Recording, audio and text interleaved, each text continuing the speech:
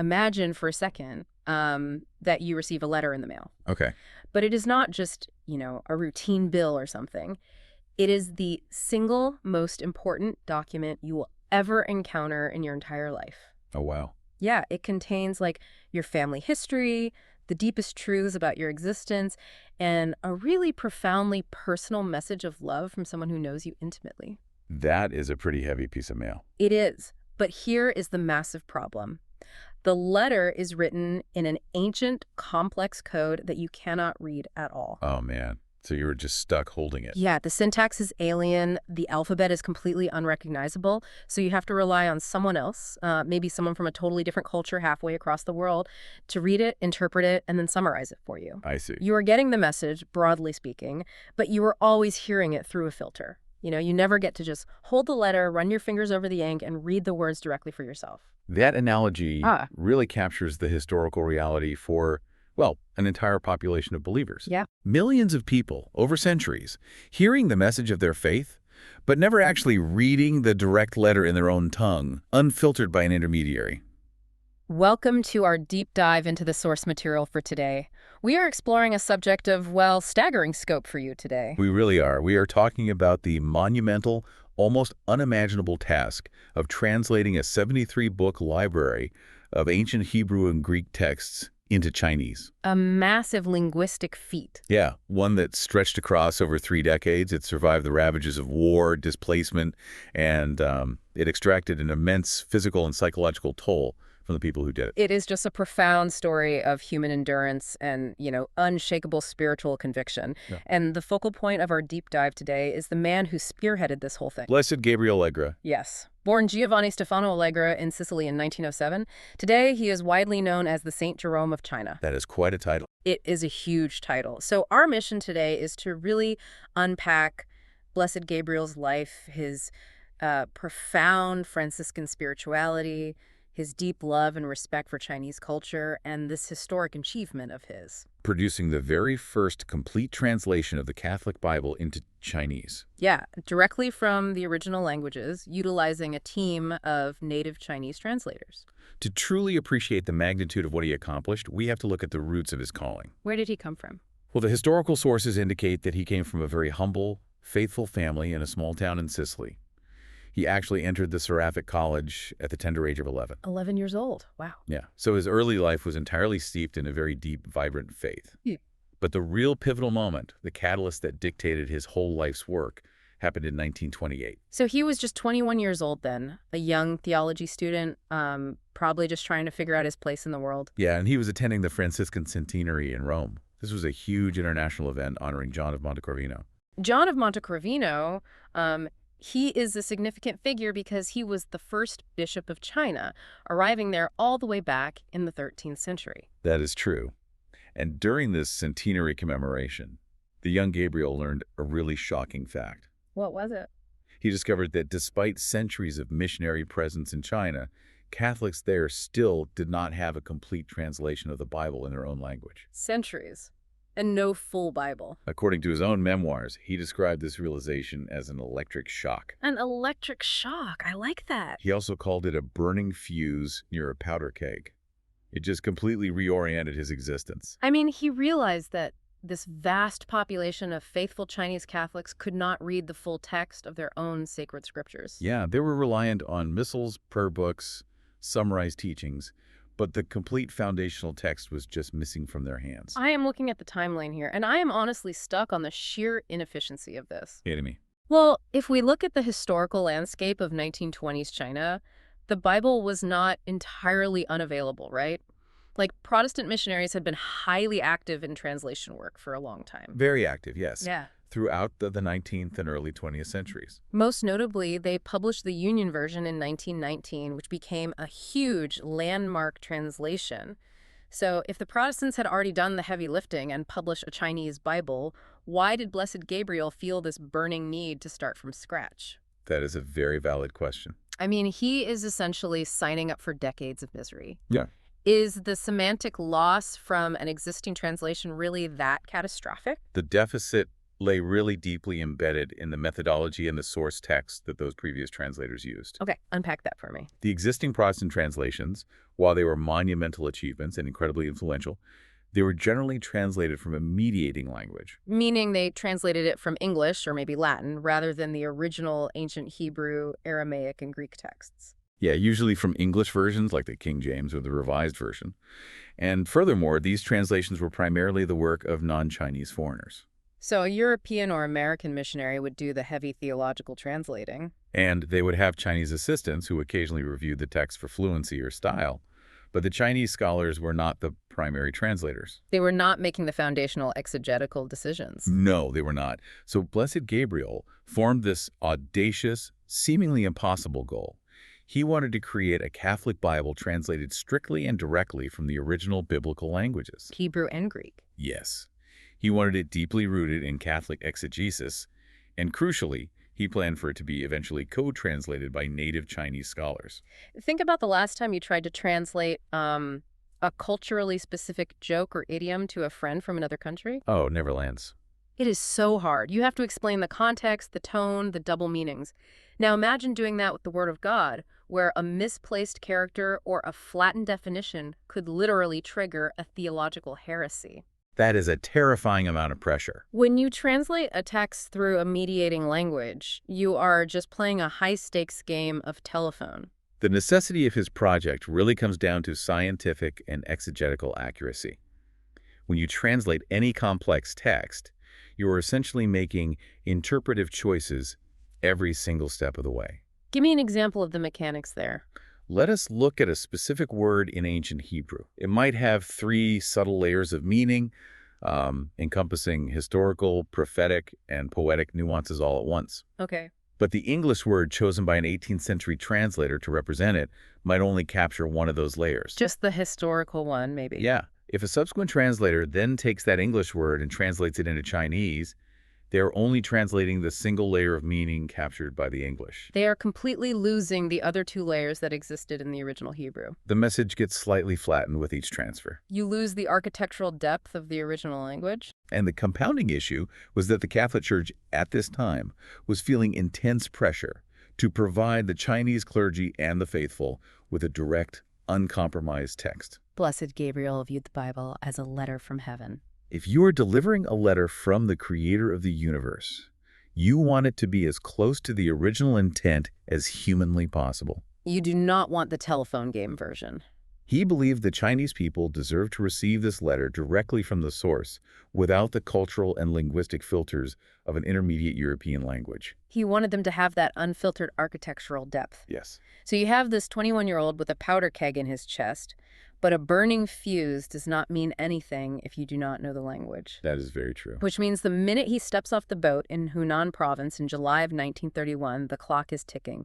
He had just endured a grueling 2-month voyage. And what happens next is just staggering from a linguistic perspective. The sources note that within just 4 to 8 months, he mastered the Chinese language well enough to hear confessions, preach, and teach the Catechism. Mastering any new language in that time frame is an exceptional feat. Oh, for sure. But mastering Chinese, with its complex tonal system and intricate character writing, is nearly miraculous. If you have ever tried to learn a tonal language on a smartphone app, you know it takes 4 months just to figure out how to say hello without accidentally insulting someone's mother. It is incredibly difficult. And he is hearing confessions.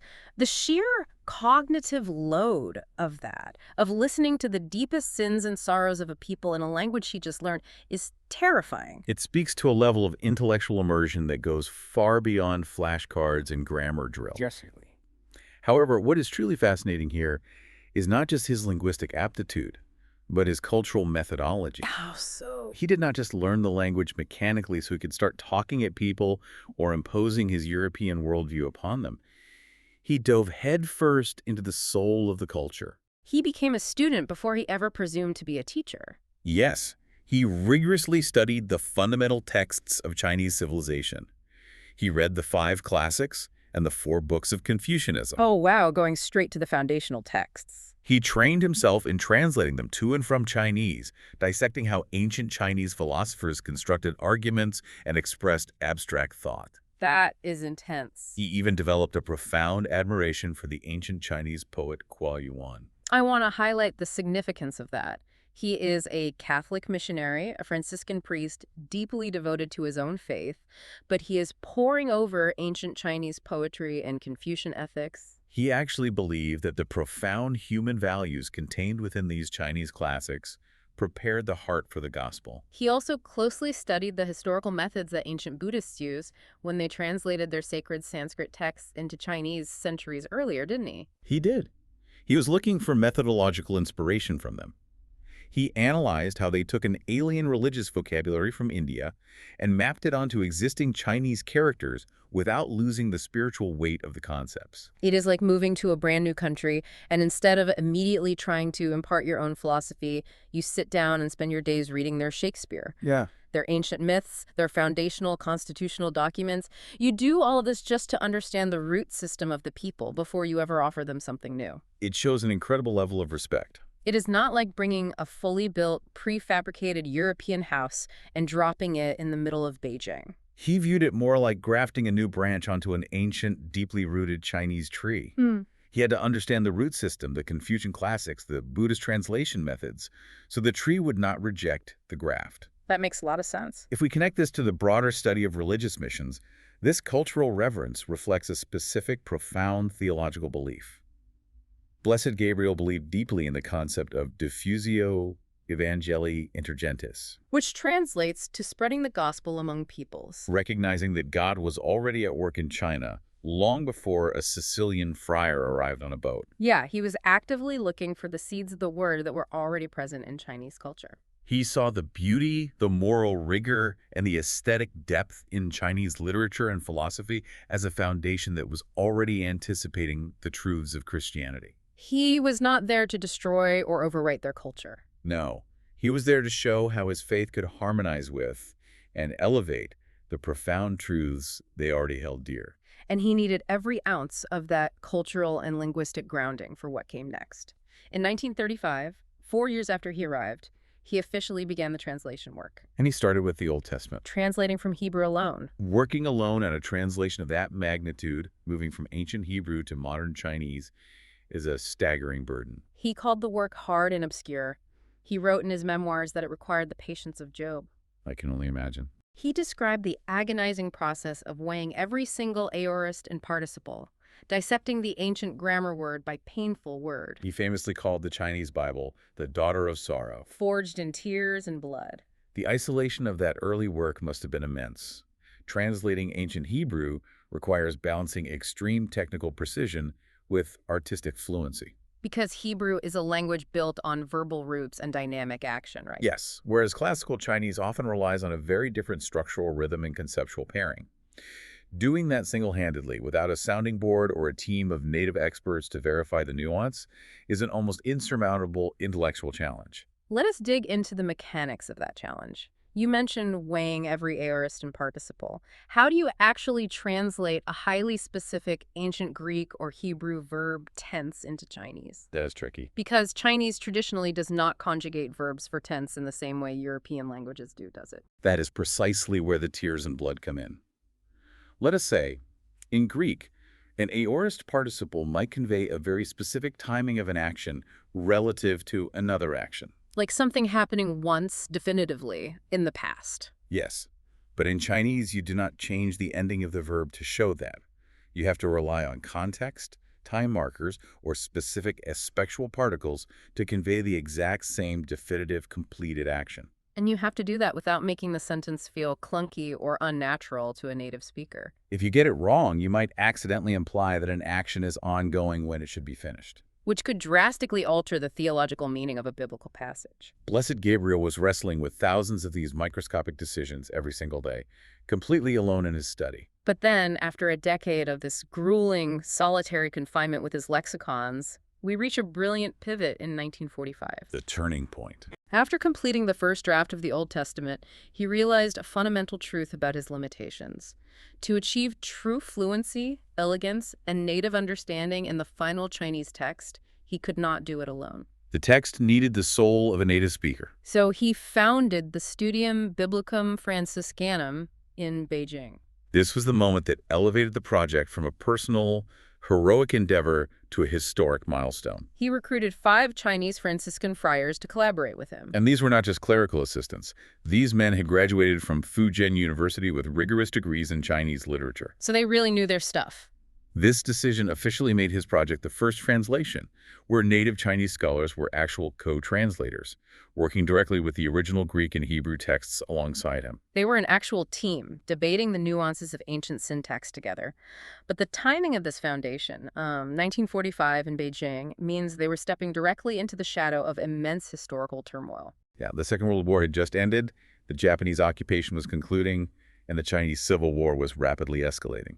In 1948, the geopolitical situation became so dangerous that they faced an imminent eviction order as communist forces advanced. They had to leave everything behind. The entire studium, all the scholars, all their notes, their heavy lexicons, the precious, fragile manuscripts of the draft, had to endure a grueling relocation from Beijing to Hong Kong to escape the war zone. Yet the sources indicate that the team never stopped working.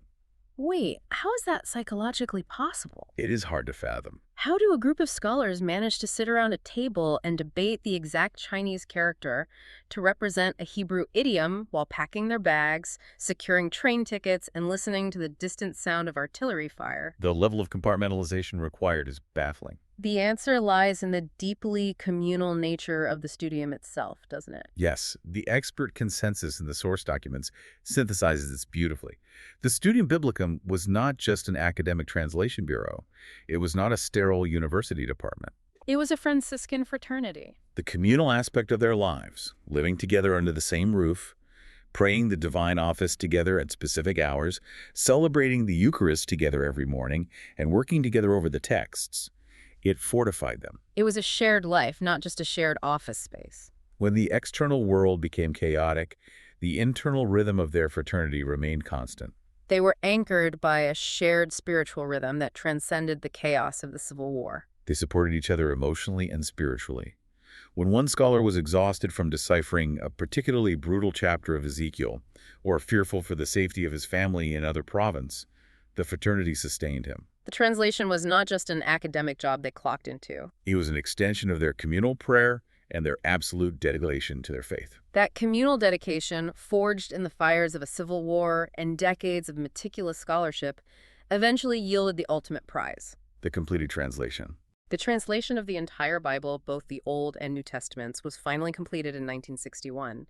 And then the single-volume edition, known as the Sigao Shengjing, was published on Christmas Day in 1968. The Christmas Bible, as Blessed Gabriele fondly referred to it. He had this incredibly beautiful theological reflection on that specific publication date. He drew a parallel between the birth of Jesus and the physical publication of the text. Yeah, he wrote that just as the Word became flesh in the humble freezing hut of Bethlehem in China, the Word became a book printed in Chinese characters in a jute typography. It is a striking, deeply incarnational image. The translation of the divine message into the physical, tangible reality of Chinese culture, ink, and paper. This translation, the Sigao Shengjing, became the definitive, authoritative Catholic Bible in China. It is still used in their liturgy, read aloud in parishes, studied in small groups, and used in personal prayer by millions of Chinese Catholics to this day. Releasing that massive, single-volume Bible must have felt like tearing down an ancient, impenetrable wall. For the very first time in history, Chinese Catholics had direct, unmediated access to their own spiritual family history. They could finally hold and read the letter God sent them, without a priest or foreign missionary having to translate it on the fly or summarize it for them. Achieving that definitive status required the translation team to strike a very delicate, often agonizing balance. What kind of balance? Well, on one hand, they desperately wanted the text to be fluent, elegant, and accessible to a normal Chinese reader. Sure. On the other hand, they were committed to maintaining an absolute, unyielding fidelity to the original Greek and Hebrew source text. That meant they sometimes took calculated risks, right? Yes, by using unfamiliar transliterations for biblical names and terms, rather than relying on the established conventions that the Protestant translators had popularized over the previous decades. Let us unpack the mechanics of transliteration, because in Chinese, it is a completely different beast than in English. It really is. In English, if you want to transliterate the Hebrew name David, you just use the alphabet letters D-A-V-I-D. But Chinese does not use an alphabet. It uses characters that carry both phonetic sound and semantic meaning. Hmm. How did they navigate that? That is the core of the challenge. When you transliterate a foreign name into Chinese, you have to select characters that mimic the sound of the foreign word. But because every Chinese character also have an inherent meaning, you have to be incredibly careful. If you pick a character that sounds like da, but the character means to hit or big, and a character that sounds like vid but means something derogatory, you have accidentally translated a sacred name into a ridiculous or offensive phrase. Oh man, you are walking a linguistic minefield with every single name in the Bible. And there are thousands of them in the Old Testament alone. The Protestant translations had already established accepted Chinese characters for many of these names, hadn't they? They had. However, Blessed Gabriele and his team sometimes chose different characters. Instead of using a pre-existing localized term that might carry inaccurate cultural baggage or slightly miss the original phonetic weight, they would create a transliteration that sounded closer to the original Hebrew or Greek, while carefully selecting characters with respectful or neutral meanings. This would push the Chinese reader to realize that they were reading an ancient, distinct text from a different time and place, rather than a text that had been completely domesticated. Yes, the slight foreignness was an intentional exegetical choice. So the text might sound a bit foreign to the reader's ear. It might make them stumble for a second and realize, oh, this is an ancient Middle Eastern document. But to bridge that gap and ensure the reader was not simply confused, the Studium provided rich, exhaustive dictionaries, footnotes, and commentaries alongside the text to guide the reader. They did not just hand over a difficult text and wish the reader luck. No, they provided the educational tools necessary to understand the deep, original context of the words. They built a bridge of scholarship so the reader could cross over into the ancient world. This monumental academic achievement, decades of linguistic study, surviving wars, balancing ancient syntax with modern fluency, agonizing over character selection, it was fueled entirely by something deeply internal.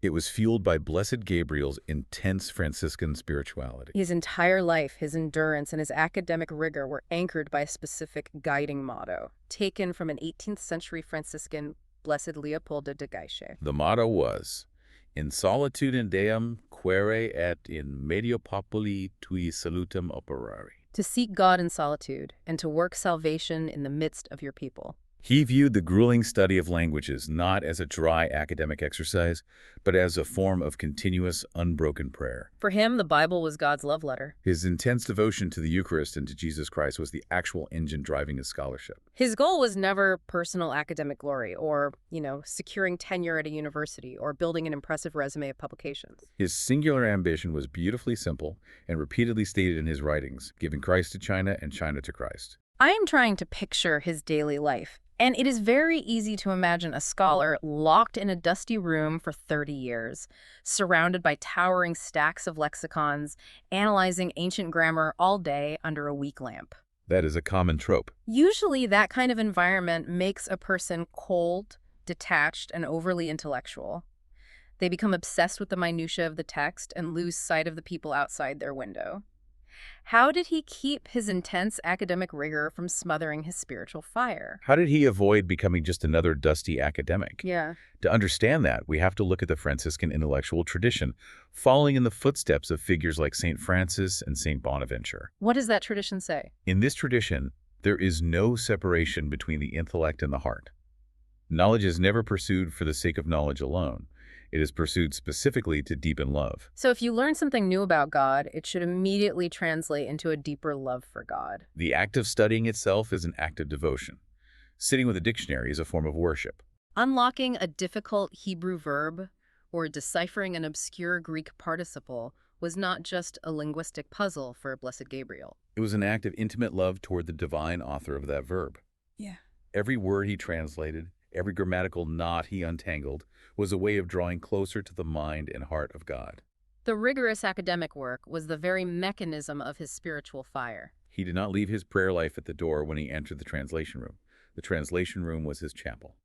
That makes the translation process sound incredibly intimate, and he did not view himself and his Chinese friars as the only ones working on this text in that room. No, he explicitly acknowledged invisible co-translators. He placed the entire Studium Biblicum under the specific patronage of the Virgin Mary and Blessed John Duns Scotus. His devotion to Mary was foundational to his methodology.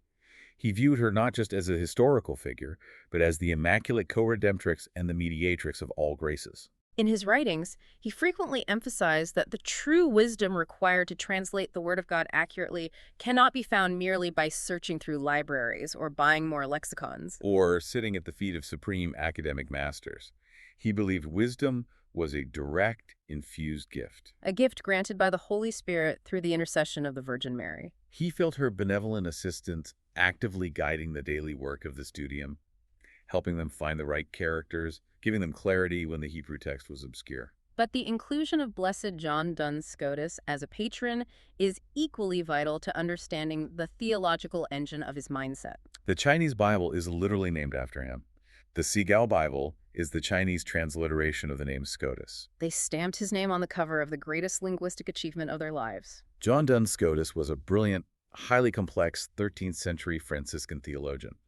Blessed Gabriel was actually a renowned expert on his philosophy, having studied and translated his works even before going to China. Scotus is most famous for his doctrine of the absolute primacy of Christ. We need to unpack this concept of the absolute primacy of Christ, because it sounds heavy and abstract, but it was clearly the lens through which Blessed Gabriel viewed his entire mission in China. How does Scotus view the universe? Traditionally, some theological frameworks suggest that the incarnation, the event of God becoming man, was primarily a reaction to human sin. Essentially, the narrative goes, Adam and Eve sinned in the garden, humanity fell, and so God had to enact a plan B to redeem humanity and fix the broken world. A divine rescue mission triggered by an emergency. Scotus argued entirely differently, didn't he? He taught that the incarnation was God's original eternal masterpiece. It was always a plan, intended from before the dawn of time to crown creation, regardless of whether humanity ever sinned or not. Wow. Right. God desired to express his love perfectly outside of himself, and Christ was meant to be the firstborn of all creation, the pinnacle of the universe. Therefore, Christ's redemptive work on the cross is framed not merely as a necessary payment for a debt or a reaction to evil, but as the ultimate act of pure, ardent, and free love. Designed to attract our love in return. The universe was built for love, not as a testing ground for failure. Wait, I have to stop you there. This is fascinating theology, but I am trying to connect it to the reality of a desk in Beijing in 1945. It seems like a stretch. Yeah, how does the highly abstract philosophy of a 13th century Scottish monk actually assist a 20th century missionary who is trying to translate ancient texts into Chinese characters while a civil war is raging outside? It feels like we are connecting two completely different worlds. How does absolute primacy help you pick the right verb tense? We are connecting them because this specific theology completely shaped Blessed Gabriel's psychological and spiritual endurance. It is an intensely optimistic, love-centered theology. If you believe that the entire universe was created out of an overflowing, ardent love, and that the incarnation is the ultimate masterpiece of that love, it changes how you view your daily, grinding labor. It elevates the labor from academic drudgery to cosmic significance. It gave him the endurance to suffer through severe illnesses, to flee across a country during a brutal civil war, and to endure decades of tedious grammatical study without losing his mind or his faith. He did not see his translation work as a mundane academic chore. He saw it as directly participating in the incarnation itself. By translating the Bible, he was taking that original masterpiece of divine love, the Word, and incarnating it into the Chinese language. Giving it a new body in the culture of China. He was bringing the primacy of Christ to the Chinese people, allowing that eternal love to speak in their native tongue. The breathtaking arc of Blessed Gabriele Allegra's life is something out of an epic historical novel. He started as a young boy in a small village in Sicily, dreaming of far-off lands, and he ended his life universally recognized as the Saint Jerome of China. He took a 73-book ancient library written in the deserts of the Middle East and spent decades meticulously weaving it into the cultural and linguistic fabric of one of the world's oldest civilizations. And he accomplished all of this while maintaining a profound humility and an intense spiritual life. He never sought the spotlight. The image of his final days in January of 1976 captures the essence of his character perfectly. Despite suffering from severe illness and immense physical pain at the end of his life, he insisted on receiving his last communion on his knees, showing absolute reverence for the Eucharist that had fueled his decades of labor. He passed away while his Franciscan brothers surrounded his bed in Hong Kong, singing the Magnificat. the great hymn of praise of his beloved Virgin Mary. The lasting legacy of his life is tangible and living. The Sigao Bible remains the living voice of God for millions of Chinese Catholics today. It stands as an enduring testament to a man who successfully combined brilliant intellectual scholarship with profound, enduring holiness. Thank you for joining us on this deep dive into the extraordinary life, the grueling linguistic battles, and the profound legacy of Blessed Gabriele Allegra.